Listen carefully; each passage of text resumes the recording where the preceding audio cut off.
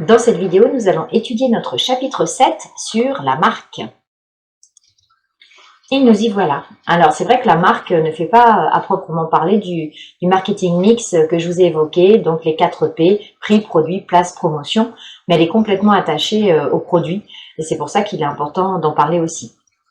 Pour commencer, on a ici un document sur Nestlé et sur son logo. Nestlé, c'est une grande entreprise d'agroalimentaire qui existe depuis 1868, une entreprise suisse. Et donc vous voyez là les évolutions des différents logos. Vous voyez en 1875, il y avait 3 petits oisillons et dans le logo qu'on connaît aujourd'hui, il n'y a plus que 2 petits oisillons parce que les tailles des familles se sont réduites. Évidemment, Nestlé adapte son logo à l'évolution de la société pour montrer que c'est une entreprise qui correspond aux besoins des consommateurs. Donc les éléments qui ont motivé le choix et les évolutions, c'est pour traduire les valeurs de Nestlé, des valeurs un peu naturelles, des valeurs nourricières et puis des valeurs de famille aussi à travers le nid et la maman ou le papa qui nourrissent les oisillons. Voilà pour ce petit exemple d'introduction. Alors, pour finir notre introduction, vous voyez, assez courte, la marque, elle doit faire l'objet d'attention particulière. Et quand l'entreprise crée une nouvelle offre, elle est obligée de réfléchir à la marque sous laquelle elle veut commercialiser ses produits. Cette marque, elle doit posséder différentes qualités commerciales, juridiques et esthétiques parce qu'elle véhicule l'image du produit. Et c'est pour cela qu'il y a une stratégie particulière par rapport à la marque. On ne va pas toutes les voir, mais on va en voir quelques-unes. Donc c'est pour ça que vous voyez notre plan, la notion de marque, les qualités juridiques, les conséquences de l'enregistrement de la marque et comment créer sa marque. On va aborder toutes les notions que je viens de vous évoquer. Alors, première partie sur la notion de marque. Déjà, avant de commencer à étudier un concept, il faut bien le définir. Cette notion de marque, elle est née avec les échanges commerciaux et elle était à ce moment-là composée de signes rudimentaires évoquant le produit. Aujourd'hui, la marque, au sens juridique, c'est un signe susceptible de représentation graphique servant à distinguer les produits ou services d'une entreprise par rapport aux autres. D'accord ? Et c'est l'article L711-1 du Code de la propriété intellectuelle qui nous le définit. Donc, cette marque permet d'identifier les biens et services de notre entreprise par rapport à ceux des concurrents. Et il y a plusieurs composantes dans la marque. Et il n'y a pas que le nom qu'on va choisir. Et la signalétique de la marque est importante. On va appeler signalétique cet ensemble cohérent de signes qui permettent aux acheteurs d'identifier une marque, son nom, son logo, les emblèmes, les codes graphiques du packaging, les signes sonores, etc. Donc finalement, il y a beaucoup de choses qui font partie de la marque et qu'on va essayer de protéger. Vous savez qu'il y a des marques qui n'ont même plus besoin d'écrire leur nom pour qu'on les reconnaisse tout de suite. Si je vous montre ce signe-là, par exemple, vous savez tout de suite me dire que c'est Nike. Si je vous montre la pomme sur un téléphone, vous n'aurez pas de mal à me dire que c'est un téléphone Apple. Donc ça, c'est vraiment la notoriété de la marque dont on va reparler après. Mais revenons-en à mon tableau un petit peu complet pour retrouver toutes les composantes d'une marque. Donc vous voyez que dans la marque, on peut déjà avoir des signes verbaux et ça va être un nom. Évidemment, tous les produits qui veulent avoir une marque doivent déterminer un nom. Ça peut être, ce nom, on peut choisir le patronyme, le nom du fondateur de l'entreprise. C'est l'exemple de Michelin, de Louis Vuitton, de Chanel, de Renault, d'Afflelou, etc. Il y en a beaucoup qui ont mis leur nom sur leurs produits. Ça peut être un prénom aussi, choisi par hasard ou pas, les plats Marie, la Mégane de Renault par exemple. Ça peut être un acronyme ou des initiales. On a la FNAC, ça veut dire Fédération Nationale des Achats des Cadres, au départ c'était ça, BP, IBM, LCI, SFR, donc il y a beaucoup de marques qui choisissent plutôt les acronymes. Ça peut être aussi la reprise du nom de la catégorie des produits. Par exemple, on a l'entreprise Voyageurs du Monde qui organise des voyages personnalisés pour des personnes qui ont plutôt les moyens de payer. Attention, voyageur, c'est pas quelque chose de particulier à cette entreprise, donc il y a d'autres entreprises qui peuvent utiliser le terme voyageur, voyage. Ça peut être la promesse aussi attachée au produit, donc finalement, quel est en droit d'attendre le consommateur de cette marque. Il y a le Quel Job, le site Quel Job qui va en fait lier les gens qui recherchent des emplois aux entreprises, donc ça dit bien ce que ça veut dire. Il y a le site aussi LinkedIn pour les relations professionnelles, qu'on soit lié avec les autres personnes. Ça peut être aussi un nom fantaisiste ou inventé comme Google ou Agendas. Ça peut être un nom commun, Havaianas par exemple, c'est les tongs et ça veut dire hawaïenne en portugais. Quick, Apple, Orange, donc ça c'était des noms complètement communs au départ. Un assemblage de mots aussi, notre marque peut être un assemblage de mots comme le temps des cerises, la vache qui rit.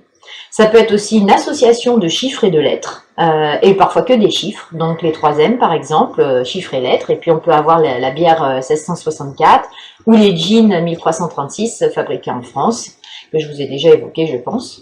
Ça peut aussi être un nom géographique, Évian, Ushuaïa, qui correspondent aux villes, au Thonon pour de l'eau aussi, qui correspondent aux villes où les ont été fabriqués. Attention à ça, on verra que il y a eu un problème avec les couteaux Laguiole pour la protection du nom de la marque. Cette marque, elle va aussi contenir une signature.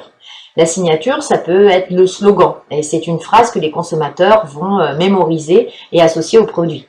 Et par exemple, si je vous dis « tu ne portes plus, vends-le », eh ben, vous allez tout de suite penser à Vinted parce qu'ils ont une campagne de promotion hyper active, hyper poussée. Et finalement, même si on n'a jamais vendu sur Vinted, on ne peut que connaître cette entreprise si jamais à l'avenir, on se dit « tiens, ça je le mets plus, qu'est-ce que je vais en faire ?» Mais on peut avoir Just Do It de Nike, le plaisir de conduire de BMW, la SNCF, Rapprochons-nous, Auchan, La vie que j'aime. Et longtemps, il y a eu Darty, le contrat de confiance. Et finalement, c'est important aussi d'associer ce genre de signature à la marque parce que ça va donner les valeurs de l'entreprise à nos consommateurs. Ça peut être également et souvent des signes figuratifs. Tout à l'heure, je vous parlais du nid de Nestlé.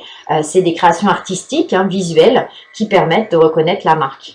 Ça peut être des dessins, des logos, des images de synthèse, des formes géométriques, tout ce qu'on peut imaginer pour représenter au mieux la marque. Et donc, parmi celles qu'on connaît déjà, le crocodile de Lacoste. Si je vous avais montré aussi juste le crocodile, vous l'auriez reconnu tout de suite comme étant celui de Lacoste. Le lion de Peugeot, la virgule, le swoosh de Nike, la pomme d'Apple. Donc ça, c'est des signes figuratifs qui vont être protégés aussi. Ça peut être des signes sonores. Et la SNCF, par exemple, ils ont toujours le même jingle quand ils vont annoncer que ce soit quelque chose, que ce soit en gare de train de banlieue ou en gare de grande ligne, ce sera toujours ta ta ta ta. Et voilà, quand on entend ces quelques notes, eh ben on sait que c'est la SNCF. Même si je ne chante pas très bien. Donc, quel est le rôle? Quels sont les rôles? Parce que forcément, la marque, elle a beaucoup d'utilité, beaucoup de missions pour l'entreprise et puis aussi pour le consommateur. On commence par le plus simple, le consommateur. Grâce à la marque, il va pouvoir repérer. Première fonction, le repérage. Donc forcément, j'ai acheté un produit de telle marque, je le cherche à nouveau et sur internet je vais pouvoir taper le nom de la marque, dans le magasin je vais pouvoir chercher le visuel de la marque et ça va me permettre du coup de le retrouver plus facilement. Et dans sa fonction de repérage, la marque c'est un facilitateur du processus d'achat. Donc même si je veux vendre, je vais taper Vinted et très rapidement je vais voir comment je peux me créer un compte. Deuxième rôle pour le consommateur, ça va être une garantie de qualité si on a testé déjà un produit et qu'on sait qu'il est de bonne qualité. Par exemple, vous pouvez avoir autour de vous des personnes qui sont très attachées à la marque de leur télé et qui vont acheter que des Sony ou que des Philips. Et puis le jour où ils veulent remplacer peut-être un lecteur DVD ou quelque chose comme ça, ils vont prendre la même marque que leur téléviseur. Pareil pour les ordinateurs, vous en avez un avec vous, j'imagine, ou peut-être c'est votre téléphone portable, mais les ordinateurs, on peut aussi avoir une fidélité à une marque et acheter toujours une certaine marque parce que on la connaît, on sait comment elle fonctionne, on sait qu'elle est fiable, etc. Donc, repérage, garantie de qualité. Et puis la troisième, si j'achète un produit qui est un peu prestigieux, qui est haut de gamme, et ben ça me renvoie une belle image de moi. Donc c'est l'image de soi. Et c'est un symbole. Vous avez acheté une belle paire de chaussures qui est reconnue. Vous êtes fier de la montrer à vos camarades. Ça vous est peut-être arrivé pour les Air Force One. Et du coup, voilà, quand on achète cette marque-là, on sait qu'on va faire partie de la communauté de ceux qui ont les Air Force One ou les nouvelles Jordan. Et là, on se renvoie à soi-même une bonne image de soi. On est content d'avoir ce beau produit d'une belle marque reconnue par les autres. Donc ça, c'est l'effet pour les vêtements dits de luxe, les voitures aussi. Il y a certaines voitures où on se dit, voilà, j'ai une belle voiture, ça veut dire que j'ai réussi dans la vie. Ça peut être aussi lié au marketing tribal que l'on avait vu. Je consomme tel produit, ça veut dire que j'ai des valeurs pour l'environnement, j'ai consommé vert, donc je suis quelqu'un de bien. Voilà, donc je pense que vous avez compris le concept de l'image de soi. Acheter une certaine marque, ça renvoie l'image de soi. Ah non, j'ai un dernier exemple sur le lait. Il y a des producteurs qui se sont rassemblés, ou en tout cas, vous avez peut-être vu dans les rayons, le lait du consommateur. Et en fait, c'est un lait qui est a priori qui est mis en place pour assurer aux producteurs de lait un revenu décent de son activité. Alors forcément, il va se retrouver plus cher que celui des grandes entreprises comme Lactalis. Mais derrière, on est sûr que, alors, quand on achète ce lait, on se dit, je suis quelqu'un de bien, j'ai aidé les producteurs, et c'est vrai. En même temps, on va pas renier ça. Voilà pour les trois fonctions pour le consommateur, donc repérage, garantie de qualité et image de soi. Ensuite, l'entreprise aussi, elle va placer des espoirs dans la marque. Et la première chose qu'on peut évoquer pour l'entreprise, c'est le capital marque. Le capital marque, c'est la valeur ajoutée que la marque apporte au produit. La valeur ajoutée, vous vous rappelez, en économie, on voit que c'est la différence entre le chiffre d'affaires et les consommations intermédiaires. C'est la richesse créée par l'entreprise au cours d'une période donnée. La marque fait partie de cette richesse créée. Parce que quand j'ai une marque reconnue, qui a une bonne image, je vais pouvoir vendre plus et parfois même aussi vendre plus cher. Alors, trois éléments dans ce capital marque. Le premier élément, c'est la fidélité. La fidélité du consommateur, forcément, je vais la chercher en tant qu'entreprise. J'ai envie qu'il consomme aujourd'hui et qu'il reconsomme demain, après-demain, etc. Donc, je vais essayer de faire en sorte qu'il ait envie de revenir. Forcément, quand vous avez déjà une clientèle qui est bien établie, c'est moins coûteux de la fidéliser que d'essayer de séduire une nouvelle clientèle. Donc ça, c'est un premier avantage de la fidélité lié à la marque. Quand on a des clients fidèles et qui demandent de la marque, on va avoir un référencement plus facile. Ça veut dire que vous allez trouver plus facilement de la place dans les supermarchés. Quand on est une marque toute jeune, c'est pas toujours facile de trouver sa place. Alors tout à l'heure, je vous disais que c'était les jeans 1336, mais non, c'est le T 1336. Hop, et c'est les jeans 1083. Je vous laisse regarder si ça vous intéresse. Mais en tout cas, le T 1336, qui est donc un T lié à l'économie sociale et solidaire, il a du mal à se faire référencer et on ne le trouve pas dans tous les magasins. Donc, le référencement, c'est important. Donc, forcément, la fidélité, ça développe aussi ce qu'on va voir après, la notoriété. On est content, fidèle à une marque et du coup, on en parle aux autres. Et ça nous permet de répondre aux attaques de nos concurrents parce que nos clients sont fidèles et ne vont pas hésiter à quitter l'entreprise. C'est l'exemple des clients fidèles d'Orange. Orange, c'est l'opérateur historique Il y a des personnes qui, la première fois qu'elles ont eu le téléphone dans les années 60, eh bien c'était France Télécom. Ça devient Orange, on leur renouvelle notre confiance et on continue et on continue et on continue. Et du coup, il y a beaucoup de personnes qui restent chez Orange, même si parfois l'offre est plus chère, mais ils ont certainement à raison une idée de meilleure qualité du service Orange par rapport aux autres qui sont bien aussi, aux autres opérateurs. Donc ça, c'était tous les éléments sur la fidélité. Et la fidélité, ça va être le problème des marchands sur Amazon en marketplace, parce que quand vous achetez sur Amazon, eh ben, même si vous achetez au petit commerçant, vous savez pas trop que c'est à lui que vous achetez. Amazon, en ce moment, ils font une publicité, comme quoi quand vous achetez sur Amazon, vous achetez chez une entreprise française, mais en fait, on n'a pas trop de fidélité au producteur ou à l'entreprise, au vendeur.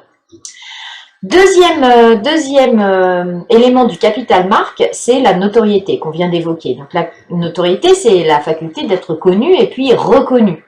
Donc quand vous avez une forte notoriété, vous êtes familier, le consommateur est familier et puis il va avoir des automatismes pour acheter votre produit.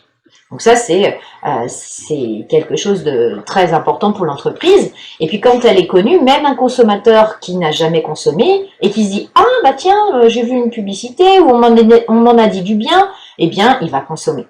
Et c'est ce que cherche Vinted en matraquant de publicité. Le jour où vous voulez vendre quelque chose, eh bien, vous allez peut-être aller sur Vinted, ou peut-être sur Le Bon Coin, ou peut-être sur un autre site. Mais en tout cas, Vinted, ils auront fait tout ce qu'ils peuvent pour être connus de vous. Troisième élément du capital marque, c'est la qualité perçue. Et forcément, quand vous achetez un produit d'une certaine marque et que vous avez une mauvaise expérience de consommation, vous n'aurez pas envie d'y revenir. Mais au contraire, si vous avez une bonne expérience de consommation, eh bien vous y reviendrez et vous rachèterez les produits. Vous avez une bonne expérience avec votre ordinateur HP, eh bien le jour où il faudra acheter une imprimante, vous allez acheter une imprimante HP aussi. Donc voilà, ça c'est important aussi pour le capital marque. Donc vous avez retenu, il y a 3 éléments dans le capital marque, la fidélité, la notoriété et la qualité perçue. On peut rajouter d'autres rôles, 2 autres rôles pour l'entreprise, 2 autres rôles de la marque pour l'entreprise. C'est que la marque, ça va donner une certaine valeur à l'entreprise. Et quand vous êtes propriétaire d'une marque, eh bien, vous pouvez la vendre, la louer. Vous voulez utiliser ma marque? Eh bien, écoutez, vous allez me verser tant de pourcentage sur vos recettes. Ça peut être par exemple si une entreprise veut fabriquer des t-shirts Disney, elle-même, elle n'est pas l'entreprise Disney, donc elle va demander si elle peut utiliser la marque, les princesses et tout. En échange, elle reversera une partie de ses recettes à la Walt Disney Company. Et dernier rôle de notre marque, c'est que on va pouvoir la protéger, mais ça on verra après avec les éléments juridiques de ce chapitre. Quand vous créez votre marque, il faut que votre marque elle ait certaines qualités. C'est ça qu'on évoque dans cette partie sur les qualités commerciales de la marque. Première qualité, et là je vous les ai laissées écrites, c'est qu'elle doit être euphonique. Ça veut dire que dans le son, ça doit être harmonieux. Une marque euphonique, elle est composée d'une succession harmonieuse de voyelles et de consonnes et qui donne un caractère agréable et facile à prononcer. Et le mieux, c'est que la lecture soit facilitée et audible aussi. On arrive à la prononcer. Donc, facile à prononcer. Toyota, Auris, Prius, Yaris, tout ça, c'est facile à prononcer dans le domaine des voitures. Il vaut mieux éviter les consonances complexes ou les syllabes complexes avec un excès de Y, de X, de Z, etc. Des lettres qu'on ne rencontre pas très souvent. Et puis, parce qu'il y a certaines prononciations qui sont difficiles pour les Français. Et quand les magasins Toys R Us se sont installés en France, eh ben, on savait pas du tout comment prononcer parce qu'il n'y avait pas encore eu de grande publicité et du coup, voilà, il y avait un petit tâtonnement pour ceux qui n'étaient pas complètement bilingues en anglais. Il y a d'autres marques qui ont fait le choix d'avoir des sons, des noms difficiles et qui les revendiquent. Par exemple, la marque SsangYong, pendant un certain temps, on ne sait pas trop comment la prononcer, mais le nom est gardé, le nom coréen d'origine est gardé. C'est comme Hyundai, il y a même un changement dans le... Avant, la pub, c'était Hyundai, et maintenant, ils disent Hyundai. Donc, ils ont décidé que Hyundai, ce serait plus facile à dire que Hyundai, ou Ai, peut-être que ça avait une consonance négative. Et il y en a d'autres qui jouent de ça, comme Chris Prols, avec les biscottes, et du coup Chris Prols, ils gardent le nom parce que ça donne un certain amusement, voilà, ça donne une image à la marque un petit peu amusante, et puis ça garde aussi le terroir du nord de l'Europe. Donc ça, Euphonique, a priori facile à prononcer, sauf exception, et Agendas aussi, c'est une marque qui est pas facile à prononcer quand on la lit pour la première fois. Deuxième qualité commerciale qu'on va attendre d'une marque, si vous le voyez, c'est qu'elle doit être mémorisable. Si votre marque elle est tellement compliquée que le consommateur il va l'avoir oubliée, c'est que vous avez raté votre réflexion là sur votre décision de marketing. Donc évidemment, si vous créez votre marque, vous devez veiller à ce qu'elle soit facile à retenir. Coca-Cola, c'était quand même pas très compliqué, il y a juste une lettre qui change entre les deux mots, donc ça c'était très facile. Lu, c'est très court. Seb, donc c'est court, c'est facile à retenir. Ensuite, notre marque, elle doit être évocatrice et porteuse de sens. Et bon, c'est pas le cas de toutes les marques, mais on choisit pas un nom au hasard. Et si vous choisissez un nom plutôt lié à la nature, c'est que vous voulez associer à votre marque une notion de respect de l'environnement. Si vous choisissez un nom plutôt percutant, c'est que vous voulez montrer votre dynamisme économique, ou peut-être votre dynamisme en recherche et développement. Qu'est-ce que je vous donne comme exemple quand évocatrice de sens? La purée mousseline, par exemple. Mousseline, on va avoir une purée mousseuse, onctueuse. Monsieur propre aussi.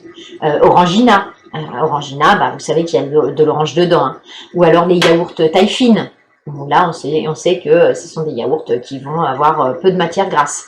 Et voilà, il y avait Free aussi. Utiliser la marque Free, qui veut dire gratuit, forcément, c'est pour montrer aux consommateurs, nous, on va pas être trop cher. Ensuite, notre marque, elle doit être déclinable. Ça veut dire que à partir de la marque, on peut peut-être créer des noms de produits qui vont se rattacher. Par exemple, Danone, on a les Danettes, on a les Danup, on a les Dani, etc. Danao aussi, donc là, on sait que ça se rapproche de Danone. On a Dior aussi, Diorissimo, Diorella, donc Dior a décliné sa marque aussi. Donc ça, c'est pas obligé c'est pas quelque chose d'obligatoire, mais si c'est possible, ça peut être intéressant de le faire, comme ça le consommateur il a une cohérence et il sait que c'est vous derrière. Et puis, une nouvelle qualité de la marque au niveau commercial, c'est qu'elle doit être légitime. Et là, dans le légitime, puisqu'on verra les qualités juridiques après, là, ce légitime, c'est l'idée qu'elle doit véhiculer une promesse crédible et durable. Et je vous évoquais tout à l'heure le contrat de confiance de Darty. Et du coup, voilà, c'est cette idée-là. On évoque quelque chose qui donne confiance à notre consommateur. Et puis enfin, notre marque, il faut réfléchir si on veut pouvoir l'exporter. Et il y a certains noms qui ne peuvent pas être exportés parce que ils ont une signification particulière dans le pays où on veut les envoyer. Là, c'est pas une marque, mais c'est un nom. Hein, vous savez, Vaiana en France, c'était Moana aux États-Unis au départ, et puis même en Italie, c'est ni l'un ni l'autre, c'est Oceana ou quelque chose comme ça, parce que ça passait pas sur les différents marchés et pour différentes raisons. En tout cas, si vous voulez exporter votre marque, eh bien, il vaut mieux qu'elle ait un nom facile à prononcer presque dans toutes les langues. Voilà pour les qualités commerciales de la marque. Et dans cette partie de découverte sur la marque, je voulais aussi aborder la notion de marque de distributeur, parce que il y en a beaucoup des marques de distributeurs. C'est des marques propres ou marques de distribution, et ce sont des marques créées et détenues par un distributeur.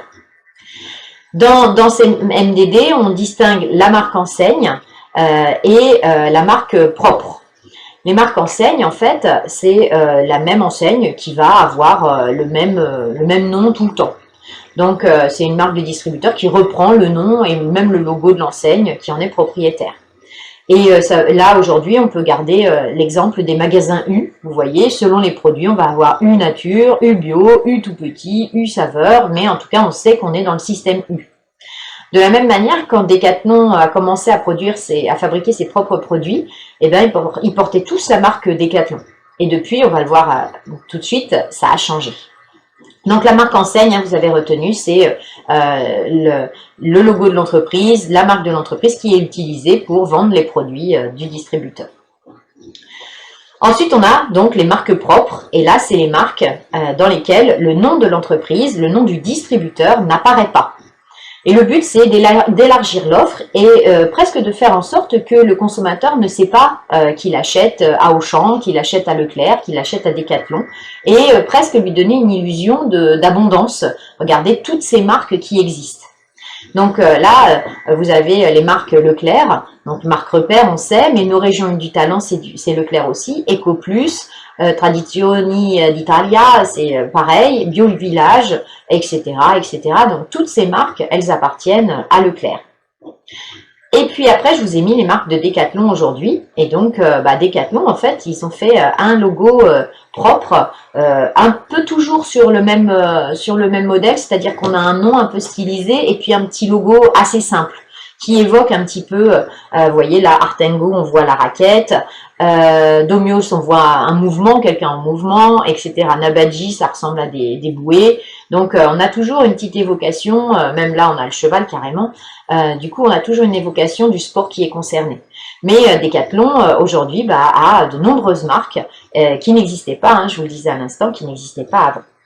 Voilà pour la petite parenthèse sur les marques de distributeurs et nous avons fini cette première partie. On arrive maintenant à notre deuxième partie sur les qualités juridiques et la protection de la marque. Et en effet, quand on crée une marque, quand on conçoit une marque, il faut réfléchir à ces aspects juridiques.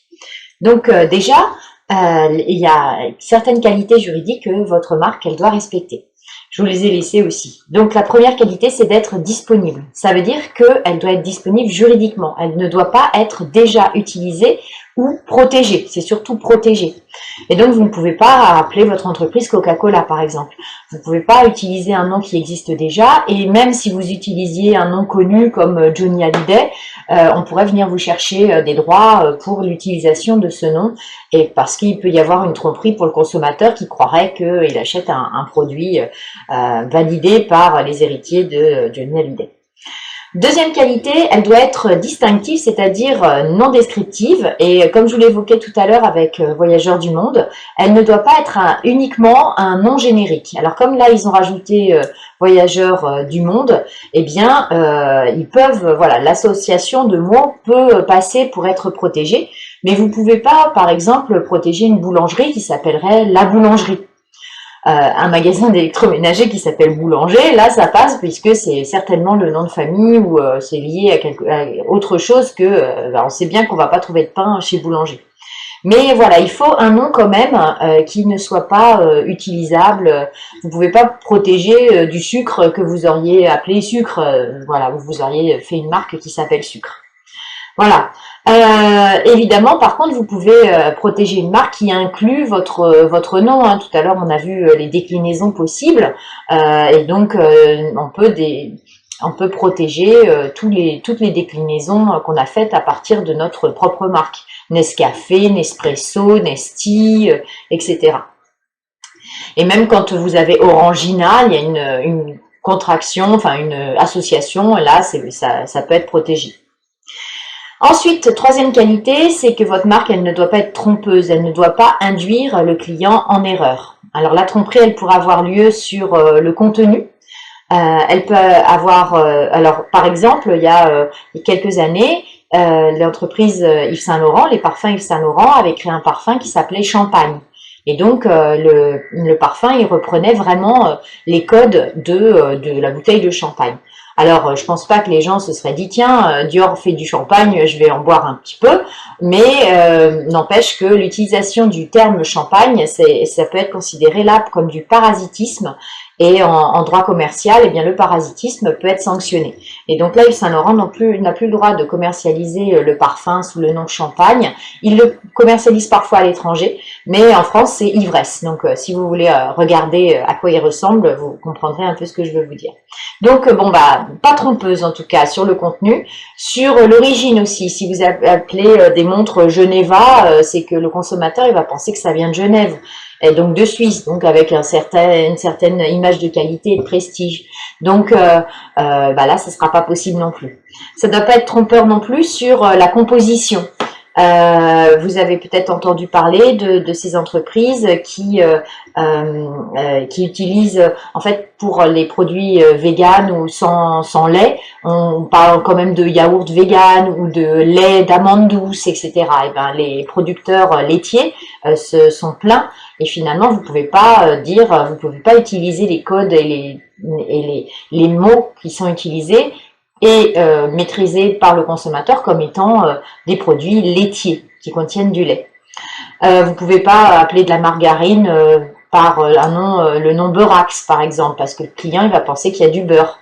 Ou Chocoline, un produit où il n'y aurait pas de chocolat dedans. Et puis après, vous ne pouvez pas tromper non plus votre consommateur sur la qualité du produit. Si vous mettez biscuits maison, il faut que ce soit des biscuits maison et pas des biscuits industriels. Servis frais, alors que c'est des surgelés, c'est pas frais, c'est pas du produit frais. Donc voilà. Donc votre marque, elle ne doit pas être trompeuse, sinon on peut vous attaquer pour la tromperie. Et enfin, votre marque, elle doit être licite, évidemment, elle ne doit pas porter, elle doit pas être à l'encontre des règles de droit qui sont imposées par la loi ou la norme sociale à une époque donnée. Donc, évidemment, la marque, vous n'avez pas intérêt à ce qu'elle soit injurieuse et vulgaire, donc il vaut mieux éviter ça aussi. Donc, disponible, distinctive, non trompeuse et licite. Maintenant, imaginez que vous avez créé votre entreprise, vous avez mis votre argent, vos économies dedans, vous avez un nom original et quelques mois plus tard, il y a quelqu'un qui vient déposer le nom de domaine avec votre nom d'entreprise plus le nom de domaine et bah, vous pouvez rien faire.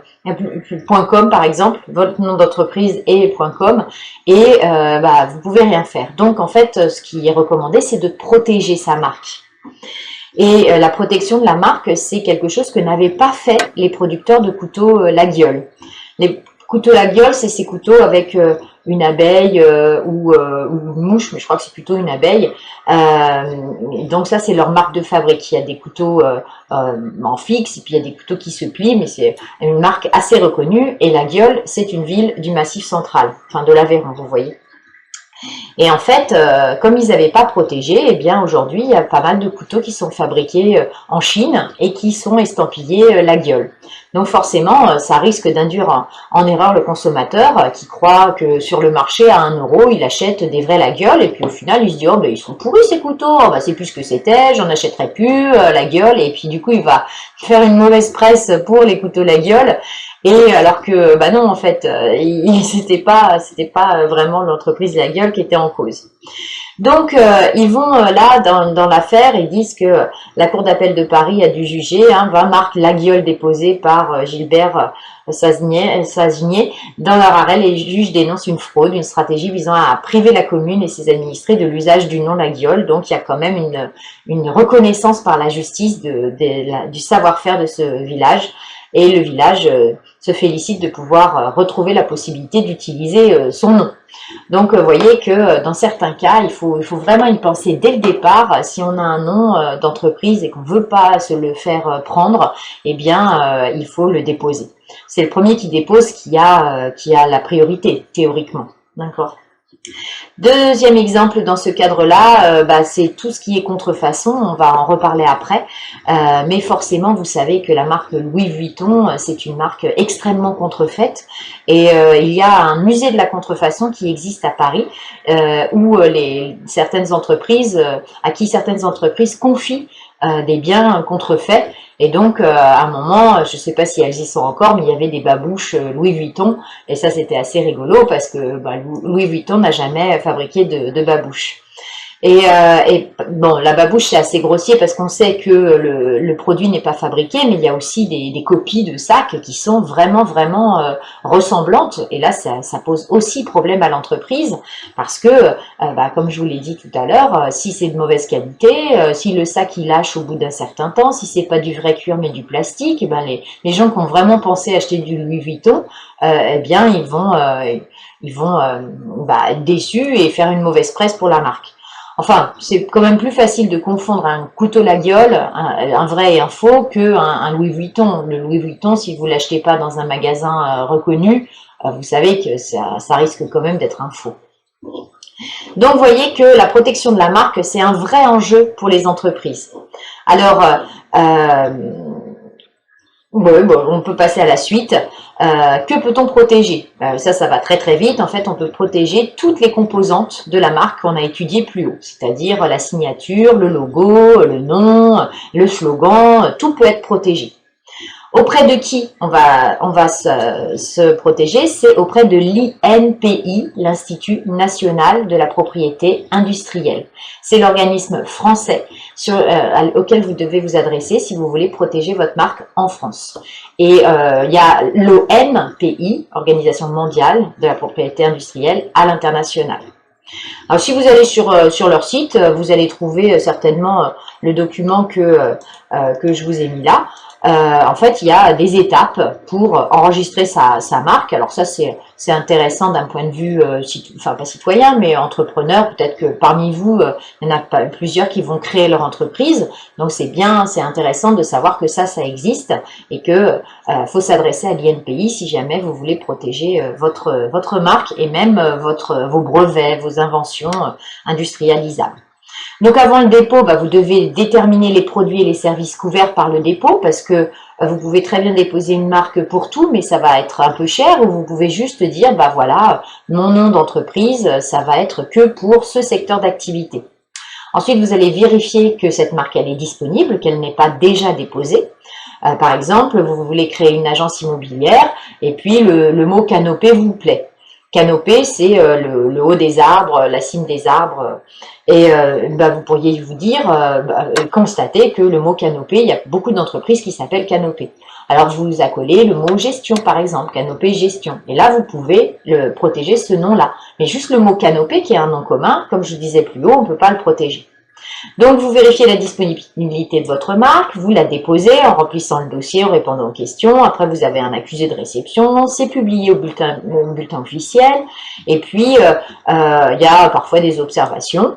Et voilà, donc une fois que tout est prêt, eh bien vous êtes propriétaire de votre marque. Et si jamais quelqu'un va l'utiliser sans votre autorisation, vous avez plusieurs droits qu'on va voir après. Le coût, il y a 190 € pour une classe de produits, je vous évoquais tout à l'heure, c'est un petit peu comme les secteurs d'activité, et 40 € par classe supplémentaire. Votre marque, elle est déposée pour 10 ans, mais au bout de 10 ans, vous pouvez la renouveler. C'est pas comme les brevets où ça passe dans le domaine public. La marque, évidemment, vous pouvez la protéger tant qu'elle existe. Alors, quelles sont les conséquences de l'enregistrement de la marque?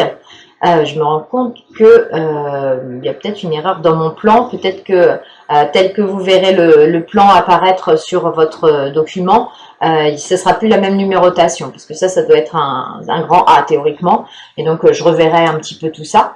Donc les conséquences de l'enregistrement, d'abord, c'est que vous avez un droit de propriété sur votre marque. Ça veut dire que vous pouvez en disposer de la manière dont vous le souhaitez. Vous pouvez, et vous avez un monopole sur l'utilisation de cette marque, vous pouvez être seul à l'utiliser, interdire aux autres de l'utiliser, mais vous pouvez aussi la vendre, comme Alain Afflelou n'est plus président des opticiens lunetiers Afflelou. Il a vendu la marque Alain Afflelou.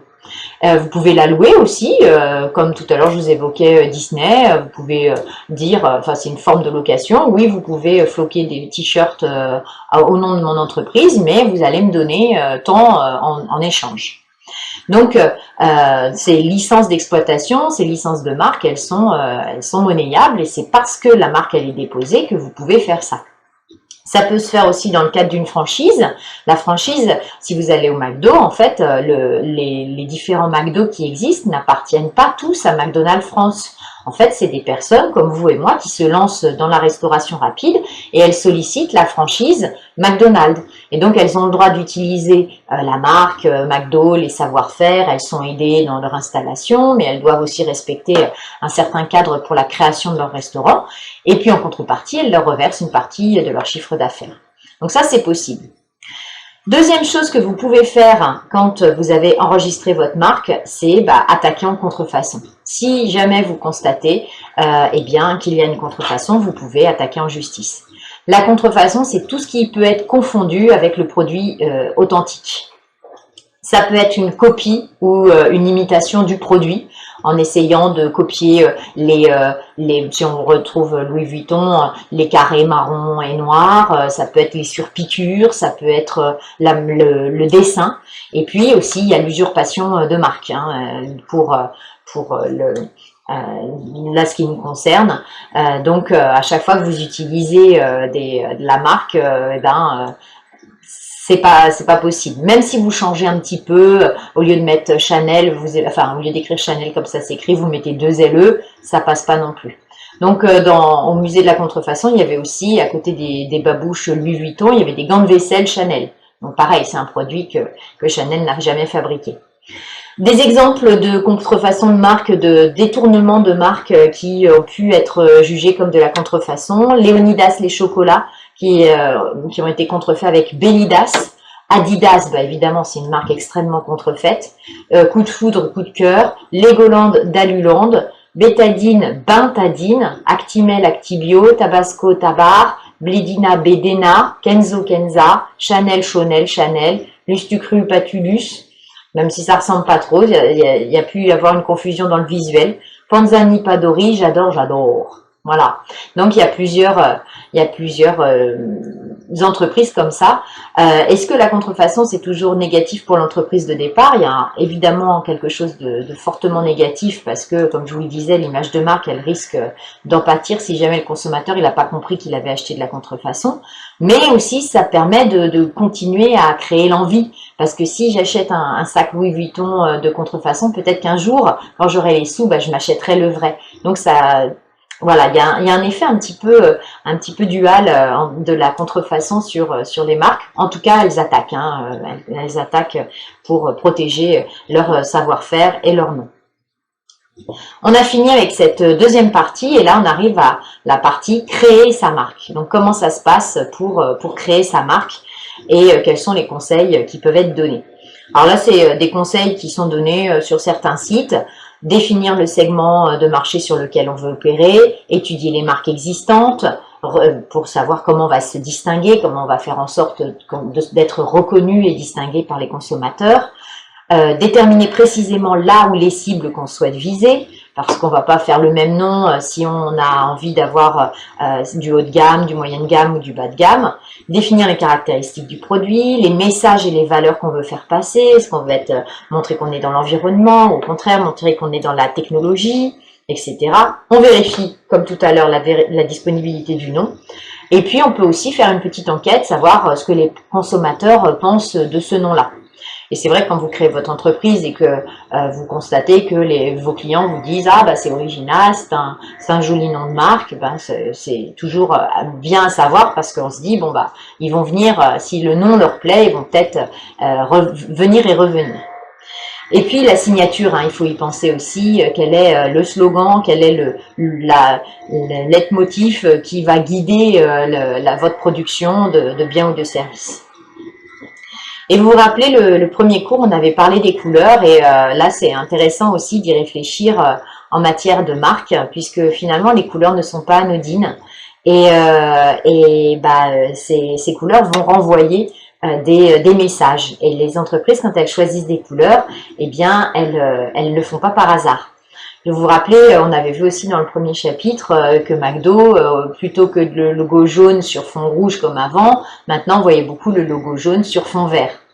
Donc, vous voyez, le bleu, c'est la confiance, l'intelligence, le calme, la foi, le naturel, le pouvoir. Le rouge, c'est l'amour, plutôt dans les sentiments, la passion, la colère et la faim. Le noir évoque la richesse, le pouvoir aussi, le mystère, l'élégance. Le vert, on a surtout l'éco-friendly qui est important, la nature, mais aussi la jalousie, mais le calme aussi, vous voyez, comme finalement on fait dire un petit peu ce qu'on veut. Le jaune, c'est plus avenant, plus ensoleillé, optimiste, énergisant. L'orange, pareil, ça évoque la santé, ça évoque les vitamines, la joie. Le rose est parfois utilisé par les marques pour filles, mais pas que, parce que vous connaissez peut-être la marque Eden Park et le logo c'est un petit nœud rose, même s'ils font des maillots de rugby pour les hommes et pour les femmes aussi, mais ils font aussi pour les hommes. Donc, mais c'est les émotions en tout cas, c'est une couleur d'émotion. Et le violet, c'est plutôt mystérieux, le luxe aussi, la créativité, mais parfois aussi la tristesse. Alors évidemment, on veut pas évoquer la tristesse. Donc ça c'est deux documents différents et du coup on voit là les différentes marques qui ont choisi plutôt le jaune, plutôt le orange, plutôt le rouge, plutôt le violet avec la créativité, plutôt le bleu avec la force et puis toute la technologie en fait. Vous voyez, on a beaucoup de marques de technologie, on retrouve HP, Dell, et puis on sait que Facebook, Twitter, c'est aussi on le voit Twitter là. Et puis les marques vertes, certaines historiques, BP, Tropicana, ça a toujours été vert. Et puis peut-être le noir ou le monochrome avec Apple pour symboliser quand même le mystère, le luxe mystérieux, on va dire. Alors dans le document suivant, je vous ai mis voilà des exemples. Je vous laisserai lire plus en détail. Donc du bleu pour PayPal, pour Facebook, c'est la fiabilité, l'air de fraîcheur.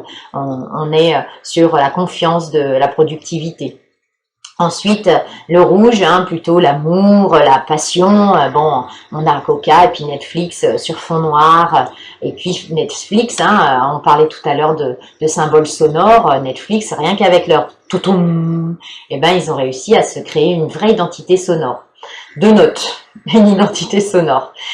Donc voilà, il y a des entreprises qui choisissent plutôt le rouge pour attirer des sentiments forts et positifs et parfois même impulsifs envers leurs produits. Le vert, donc on est plutôt soit éco-friendly, soit la tranquillité. On retrouve ce qui est écrit plus haut, le vert peaceful. Et donc Perrier, c'est une marque, ou Carlsberg, là, ce sont des marques qui ont beaucoup utilisé le vert.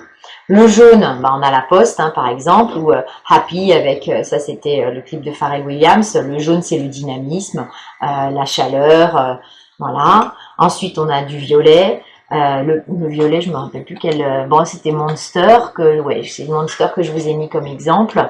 Et puis on a aussi Yahoo, certaines entreprises de technologie, de haute technologie. Mais on peut retrouver Milka aussi. Alors le violet, c'est du luxe et puis pour renvoyer une image un petit peu différente des couleurs qu'on peut trouver parce que le violet c'est pas le plus courant. Le orange, le dynamisme, l'attractivité, la santé. Le rose, là je vous parlais des marques de filles, mais Barbie, oui, le Barbie c'est toujours écrit en rose. Et puis un qui n'est pas dans le tableau, c'est le marron. Et du coup, le marron, il peut être utilisé beaucoup pour l'artisanat, pour montrer le terroir, pour valoriser des produits naturels ou rustiques. Et enfin, non pas enfin, on a le noir, donc on a vu la richesse, le pouvoir, le mystère, et le blanc ou le gris monochrome, c'est pour rechercher un idéal de perfection et se dire un petit peu avec ce reflet, la marque elle est à votre image, regardez quand vous avez votre téléphone, vous pouvez vous voir dans le logo, donc ça c'est pas anodin non plus. L'évolution du logo Macintosh, elle est intéressante parce qu'avant, ça n'a pas toujours été une pomme. Hop. Vous voyez, avant, c'était un logo hyper compliqué, on n'arrive même pas à voir ce que c'était, avec écrit dessus. Et puis après, ils ont fait l'arc-en-ciel, et puis après plutôt noir, et aujourd'hui, c'est vraiment le miroir. Le miroir. Voilà pour les couleurs auxquelles vous devez réfléchir quand vous créez votre marque. Ensuite, on doit aborder cette histoire d'image de marque. C'est un terme que vous connaissez, j'imagine déjà. Et quelle image on peut donner à notre marque. Et ce qui est dramatique, c'est que l'image de marque, elle dépend de nous, mais elle dépend aussi de plein d'autres facteurs. Et là, dans ce 10e document, on a l'exemple des bières Corona qui ont vu leur vente chuter à cause du coronavirus, puisque il y a eu une image, tout d'un coup, on rejetait tout ce qui était Corona, donc enfin les buveurs de bière traditionnels, eh bien, ils rejetaient aussi la bière Corona. Donc, il y a une vraie difficulté par rapport à l'image de marque, parce que c'est très facile d'avoir une mauvaise image de marque, mais c'est très dur d'avoir et de garder une bonne image de marque. Comment on définit cette notion d'image de marque? C'est l'ensemble des représentations mentales que se font un individu ou un groupe d'individus d'un produit, d'une marque ou d'une enseigne. Réfléchissez entre Nike et Reebok, Nike et Adidas, qu'est-ce que vous préférez? Si vous devez acheter un polo, est-ce que vous allez prendre un polo Nike, un polo Lacoste ou un autre polo? Est-ce que vous avez déjà constaté que les vêtements qui habillent ou la halle sont de bonne qualité parfois aussi, et qu'on peut les garder plusieurs années? Et voilà, donc vous avez vous aussi votre propre opinion sur les marques. Vous avez un téléphone portable, qu'est-ce qui a fait que vous avez choisi cette marque-là et pas une autre? Et si vous deviez en racheter un téléphone, eh bien, est-ce que vous continueriez à prendre cette marque-là ou est-ce que vous changeriez de fournisseur? Donc ça, c'est important sur l'image de marque. Et forcément, elle est un peu différente du positionnement parce que le positionnement, bas de gamme, milieu de gamme, haut de gamme, c'est l'entreprise qui le choisit. Mais l'image de marque, elle dépend de beaucoup de choses. Déjà, elle va dépendre de notre marketing mix. Elle dépend de nos produits, quels sont les matériaux qu'on a utilisés pour fabriquer, le cuir, le bois, tout ça, ça renvoie à des matériaux nobles, mais est-ce qu'on en a mis? Les fonctionnalités aussi, est-ce que du coup j'ai la réputation d'être une marque technologique très avancée ou alors plutôt une marque qui rachète les technologies développées par les autres? On peut avoir aussi l'influence sur le prix. On sait que, enfin, on va avoir, nous en tant que consommateurs, l'idée que si un produit est très très cher, c'est qu'il est de très très bonne qualité. Donc les produits Dyson, par exemple, le lisseur, il coûte 500 €. Qui va mettre 500 € dans un Dyson? Il va falloir économiser pendant longtemps. Et il faut vraiment se dire que le lisseur Dyson fait la vraie différence par rapport aux autres, quoi. Et ça renvoie aussi à la composition du produit, mais aussi à la promotion. 3e P, enfin 4e P, forcément avec leur pub où on voit le cheveu qui passe et qui est tout lisse après, ou alors l'aspirateur qui a l'air de se passer très facilement, ou leur purificateur d'air, ils sont assez forts sur la promotion pour essayer de nous vendre leurs produits. Donc produit, prix, la place aussi. Où est-ce qu'on va acheter notre produit? Et ça va renvoyer l'image de qualité ou pas, ou la bonne image ou pas. Nespresso, quand ils ont voulu vendre leur café, eh ben, ils ont créé des magasins spéciaux. Vous alliez exprès chercher votre petit Nespresso, on vous offrait un petit café de dégustation, enfin, mais tout un savoir-faire qui était développé pour vous recevoir au mieux, favoriser votre expérience de consommation pour que vous reveniez, évidemment. Donc, prix, produit, place et puis la promotion, comme je vous l'évoquais à l'instant. Évidemment, la publicité permet de faire rêver les consommateurs sur certaines marques. Et je vous avais montré la publicité la plus chère, hein, vous vous rappelez, avec Nicole Kidman sur Chanel numéro 5. Et c'est vrai que cette pub, elle ne valorise pas du tout le parfum, mais elle montre la marque, une marque qui donne envie finalement de célébrité, de glamour, etc. Donc la promotion, c'est super important aussi. Pareil dans les pubs Intermarché, ils montrent rarement vraiment les produits.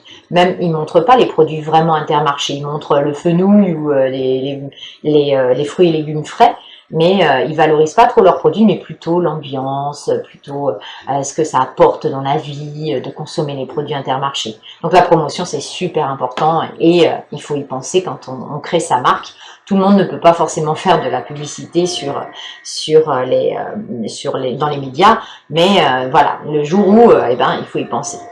Alors, qu'est-ce que vous allez pouvoir faire de ça jusque-là, de ce que je vous ai dit? Bah, vous allez regarder un petit peu la marque du produit que vous avez étudié et puis vous pouvez faire une petite réflexion sur les couleurs. J'ai choisi tel produit, ils ont pris telle couleur, bah, c'est logique parce que ça renvoie à l'esprit de nature et comme c'est un produit bio, voilà, on ne voit pas de produit bio libellé en rouge ou en violet. Hein. Donc, le produit bio, c'est souvent en vert, c'est logique. Donc voilà, vous pouvez justifier un petit peu les choix de l'entreprise par rapport à votre produit et en utilisant les éléments de cours que l'on a vus jusque-là et puis qu'on va finir de voir à la fin du chapitre. Alors j'en étais où non, bah, je crois que j'ai fini. Je regarde si je voulais vous dire d'autres choses. Non, on peut s'arrêter là pour l'image de marque. Il nous reste maintenant à voir le management stratégique de la marque et quelle stratégie on peut avoir par rapport à ces marques. Vous pouvez avoir une stratégie où vous développez plusieurs marques dans votre entreprise. C'est ce qu'on a vu tout à l'heure avec Decathlon. Plutôt que d'avoir une seule marque Decathlon, ils en ont fait plein selon les secteurs d'activité, selon les sports. Donc, dans cet esprit-là, eh bien, vous pouvez encore faire deux choix. Vous pouvez avoir une marque qui sera une marque produit. Et en fait, l'entreprise, elle donne à chacun de ses produits un nom de marque différent. C'est le cas, l'exemple d'Unilever. Unilever, c'est une entreprise que vous ne connaissez pas, je pense, mais vous connaissez tous les produits qui sont là. Magnum, vous connaissez, Ben & Jerry's, Knorr, Lipton, et qu'est-ce qu'on a d'autre? Enfin voilà, Dove et Sun.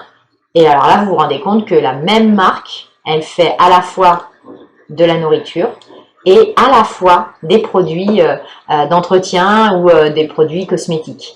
Donc Unilever, en fait, ils peuvent pas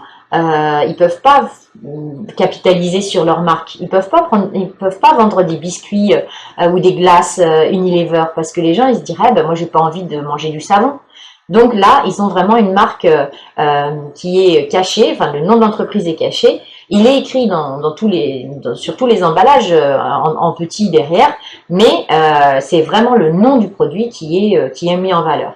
Alors forcément, on donne les avantages, c'est qu'on donne une identité propre à chacun de ces produits. On protège aussi la réputation des produits pris indépendamment. Si jamais un jour il y a un scandale sur Knorr, ça jaillira pas sur Miko, parce que Knorr, dans l'esprit du consommateur, c'est pas la même chose que Miko. Donc là, ça nous permet de ne pas mettre tous nos œufs dans le même panier. Par contre, l'inconvénient, c'est que la stratégie, elle est coûteuse, hein, puisqu'il faut capitaliser. On ne peut pas capitaliser sur une marque. Il faut que chacune se défende et fasse sa place au soleil. On a aussi Mondelez comme entreprise qui utilise la marque produit. Et pareil, mais Mondelez, eux, ils sont vraiment dans la nourriture. Ils ne sont pas comme tout à l'heure Unilever, uniquement, sur plusieurs secteurs d'activité. Mondelez, on en connaît aussi, Toblerone, Milka, Côte d'Or, Lu. Donc là, ça fait partie des produits qu'on consomme très, très souvent en France. Donc, vous voyez, pareil que pour Unilever, chaque produit a sa propre marque.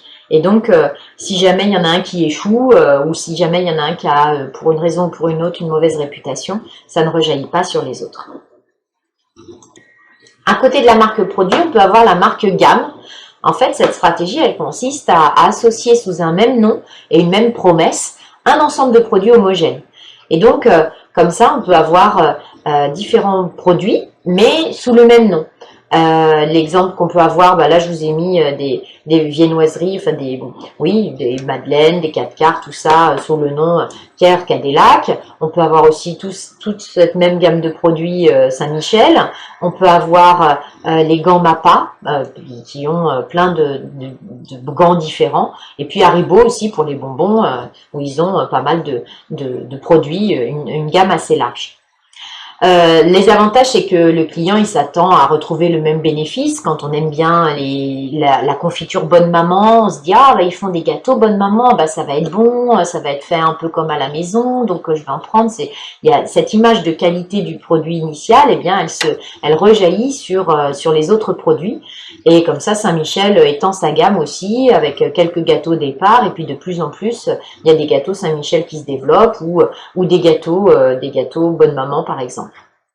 Ça facilite les extensions de gamme, c'est-à-dire que si on veut créer un nouveau produit dans la gamme, c'est assez facile, on n'a pas tout le travail de reconnaissance de la marque à faire. L'inconvénient, c'est que ça limite les produits complètement novateurs parce que le client s'attend à trouver toujours la même gamme de produits, reste dans une petite routine. Et s'il en sort un produit complètement différent, ça peut ne pas plaire. Un autre exemple où ça a fonctionné, c'est Nutella avec les gâteaux. Bon, vraisemblablement, ça fonctionne puisqu'ils ont créé d'autres gâteaux à partir du premier la barre qui avait été créée. Mais est-ce qu'on s'attend à retrouver Nutella dans le Kinder Pingui au frigo? Est-ce que le Kinder Pingui a le même succès que le Kinder Chocolat? Je sais pas trop. Donc voilà, pour la marque gamme, vous avez compris, on prend la même gamme, on prend la même marque pour tous les produits de la gamme. On peut aussi avoir une marque ombrelle. Et finalement, la marque, elle regroupe plusieurs catégories de produits, différentes catégories de produits. Donc, on garde la même promesse commune. Ça peut être là comme les stylos Bic, les briquets Bic, les rasoirs Bic, la simplicité d'utilisation, le produit de consommation très courante, accessible à tous. Donc voilà, là, la promesse, elle se vérifie sur les rasoirs, sur les stylos et sur les briquets. L'avantage, c'est que chaque produit bénéficie de la notoriété de la marque ombrelle, si elle est reconnue, si elle n'a pas de problème, évidemment. Quand il y a une innovation, il y a une espèce de notoriété spontanée. À un moment, Bic, ils ont fait le rasoir, pas le rasoir, le briquet automatique. C'est Bic, c'est chic, c'est électronique. Et du coup, ce briquet, c'est bien vendu. Et ça facilite le référencement auprès des distributeurs qui connaissent déjà votre marque et qui savent que elle est appréciée des consommateurs. Donc, quand vous allez arriver en disant, voilà, on a un nouveau produit, où est-ce que vous allez le mettre dans le rayon? Eh ils vont le mettre plus facilement que si vous arrivez avec votre produit et votre nouvelle marque. L'inconvénient, c'est que ça peut être source de confusion, mais alors Bic, ils font quoi? Ou alors vous avez Yamaha, par exemple, ils font à la fois des véhicules, enfin des motos, et puis des instruments de musique, alors on peut s'y perdre un peu. Et puis, parfois, il y a des produits qui sont des échecs commerciaux, et ça risque d'avoir des répercussions sur les autres produits de la marque. On n'avait pas ce cas-là tout à l'heure avec la marque produit, mais là, quand tous nos produits ont la même marque, si jamais il y en a un qui a tout d'un coup un problème d'utilisation, un accident avec un briquet, etc., ça va rejaillir sur tous les autres produits de la marque. Et en fait, c'est limité aussi parce que les entreprises, parfois le consommateur attend l'entreprise sur un certain nombre de produits, mais pas sur d'autres. Et du coup, ça peut causer des échecs commerciaux, comme quand Bic a voulu lancer un parfum, par exemple. Le parfum Bic n'a pas fonctionné parce que le consommateur n'attendait pas Bic sur ce domaine-là. Et il y a autre chose, un autre exemple d'échec, c'est la marque Chevignon. Chevignon, c'est une marque au départ reconnue pour les vêtements. Des vêtements qui étaient, à mon époque en tout cas, quand on avait un vêtement Chevignon, c'était la classe, quoi. C'était très reconnu. Et justement, à mon époque, ils se sont dit, tiens, on va profiter de cette notoriété. Ils se sont, tenez, je vais vous montrer, j'ai une pendule de l'époque. Donc vous avez la pendule Chevignon, à un moment ils ont vraiment axé sur ce visuel-là avec l'aviateur, vous voyez, la couleur beige, on n'en a pas parlé, mais ça évoque aussi la tradition, le terroir, le rouge, on revoit la passion. Et en fait, sous ce visuel-là, ils ont créé des cigarettes et des allumettes. Et ils ont commercialisé les cigarettes et les allumettes sous ce visuel-là. Alors évidemment, ceux qui avaient leurs vêtements Chevignon, ils fumaient pas tous et forcément une marque de vêtements qui se lance dans les cigarettes, c'est pas terrible parce que les marques de cigarettes, elles ont pas bonne presse, même s'il y a beaucoup de gens qui fument. Eh bien, ils se sont là lancés dans une activité qui était assez glissante, donc ils ont arrêté. Donc je reprends sur la marque Ombrelle parce que je me suis un petit peu égarée, mais la marque Ombrelle, c'est l'idée d'avoir la même marque pour tous ces produits, quelle que soit la gamme, quel que soit le secteur d'activité. Ça se fait beaucoup, Calor, Philips, Yamaha, je vous le disais, Samsung, l'entreprise qui fait tout finalement. On peut avoir plein de trucs Samsung, de la machine à laver au téléphone, et du coup c'est une entreprise qui prend beaucoup de place dans l'électroménager mondial. Voilà pour la marque Ombrelle, vous avez compris, la même marque pour tous les produits. Et puis on peut aussi avoir la marque Caution. On va pas cacher comme tout à l'heure Unilever, on va vraiment mettre en avant cette marque qui pourrait être la maison mère finalement, et ça n'empêche pas d'avoir des sous-marques. Donc Nestlé par exemple, vous voyez là encore il y a encore une dérivation de leur nom. Quand ils mettent Choc-à-Pic, c'est Choc-à-Pic de Nestlé, c'est fort en chocolat. Et donc là, on voit la promesse, et puis on voit aussi le fait qu'il capitalise sur le mot Nestlé. C'est un produit Nestlé, donc vous pouvez lui faire confiance. Donc quand on lancera une nouvelle marque de céréales, eh ben faites-nous confiance, ça va bien se passer. Donc là, pareil, quand vous avez choisi votre produit, eh ben faut regarder, parce que si vous avez les shampoings Elseve, eh ben c'est Elseve de L'Oréal. Donc là, il faudrait mentionner quelque part, dire que il y a une marque caution qui est L'Oréal, et puis derrière le produit c'est Elseve, et ils ont essayé de donner un nom propre, un nom particulier pour cette gamme de shampoings. Donc la marque caution, vous l'avez compris, l'entreprise a fait le choix de superposer une marque produit et une marque ombrelle, donc la marque fille et la marque mère, pour une stratégie de double marque, et bénéficier de la bonne réputation de la marque mère. On a Prince de Lu aussi, Choc-à-Pic de Nestlé, je vous l'ai déjà écrit, etc. L'avantage, c'est que votre marque mère, elle apporte une signature, elle véhicule toujours le même message, la même promesse, la garantie de qualité du produit, et puis elle permet de minimiser un petit peu l'investissement publicitaire. Et encore une fois, vous arrivez avec un nouveau produit Nestlé, même si c'est une nouvelle marque, eh bien vous allez pouvoir le placer plus facilement dans les rayons des supermarchés que si vous arrivez avec rien au départ. Donc vous voyez, Nestlé, il y a quand même pas mal de chocolat et confiserie. On ne savait pas forcément que les Smarties c'était Nestlé, on ne savait pas forcément que les Quality Street c'était Nestlé, et que les After Eight c'était Nestlé. Bien, alors ensuite, on finit avec une dernière partie sur les stratégies de marque. Et en fait, on va en voir deux. Donc vous avez la possibilité de mettre en place deux types de stratégies, sachant que vous n'êtes pas obligé de les mettre en place, et c'est pas soit l'une soit l'autre, c'est deux stratégies qui existent et qui peuvent être réfléchies par les entreprises. Première stratégie, vous voyez, c'est l'extension de la marque, et c'est une politique par laquelle une entreprise elle utilise une marque déjà installée pour de nouveaux produits ou de nouvelles activités complètement différentes. Donc je suis Peugeot, je suis reconnue dans les voitures, et je me lance dans les motos. Donc c'est toujours la mobilité, mais voilà, c'est pas tout à fait la même chose. Et on peut aussi, je suis Peugeot, je suis une marque reconnue, et puis je vais faire des vélos, et puis je vais faire des poivriers. Il existe des poivriers Peugeot. Donc ça c'est quand même intéressant de voir ça, parce que on utilise une marque qui existe déjà pour lancer des produits. Et en fait, il y a Lidl aussi qui a fait ça. Donc Lidl se fait connaître sur, au départ, le hard discount, les produits sont pas chers, et puis maintenant ça a changé. Lidl, le vrai prix des bonnes choses. Donc chez nous, vous paierez pas cher, mais vous aurez quand même du bon. Et puis, il y a ces produits Silvercrest ou toutes les marques Lidl, un petit peu comme Decathlon qu'on évoquait tout à l'heure. Et en plus, là, ils vendent maintenant des produits à la marque Lidl, comme les textiles et les claquettes qui se sont vendues en une matinée, même en 2 heures, et revendues à prix d'or sur Vinted.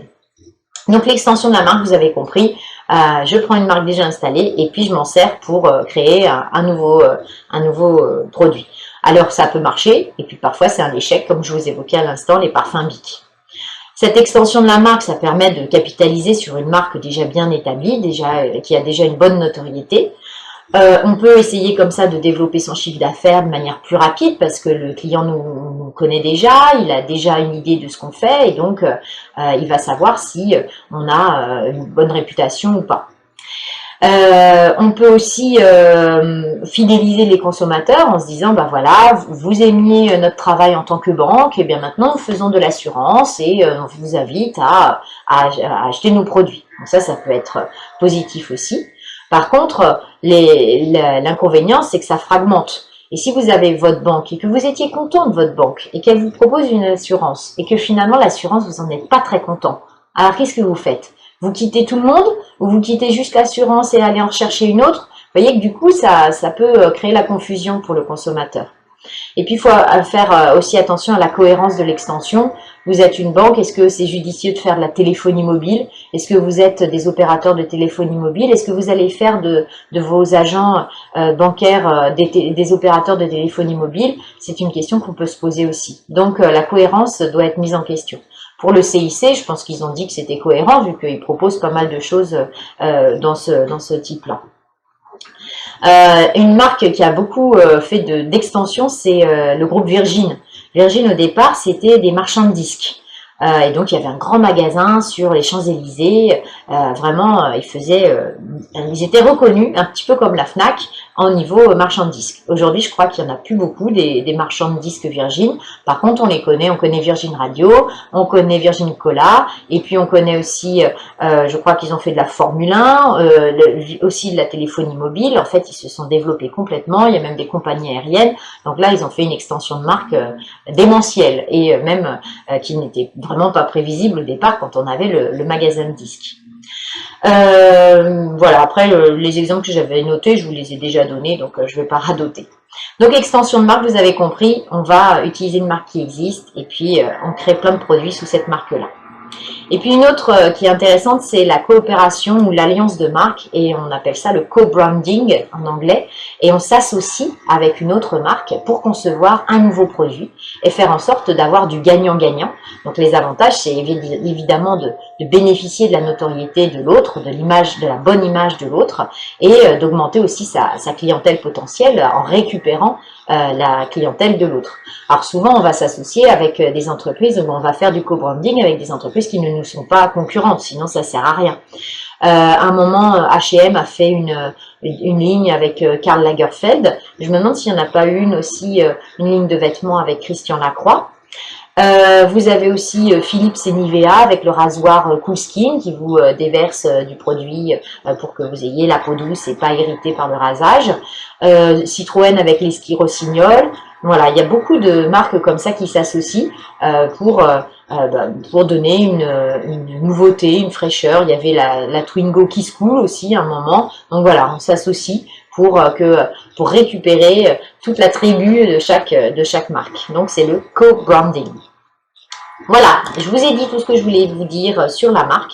Donc vous avez compris que c'était un vrai vecteur de communication. Il faut absolument pas se rater sur le nom de sa marque, parce que si vous trouvez une marque où le nom est ridicule, et bien forcément ça va avoir des conséquences sur vos ventes. Dans les voitures, on voit souvent ça. Hein. Il y avait une voiture. Alors il y avait la Kia Shuma. Shuma, c'est la honte en arabe, donc bon bah c'est peut-être pas le mieux on va pas se lancer dans une voiture qui nous fait honte. La Mazda Laputa aussi, donc ça c'est pas terrible non plus en espagnol. Et bah forcément quand on s'est trompé sur un nom de marque, il faut changer. Et bah évidemment ça coûte cher tout ça. Si on a fait tous les visuels, tous les packaging sur vraiment une marque, et ben c'est un changement qui coûte cher. Voilà, on a fini avec ce chapitre. À bientôt.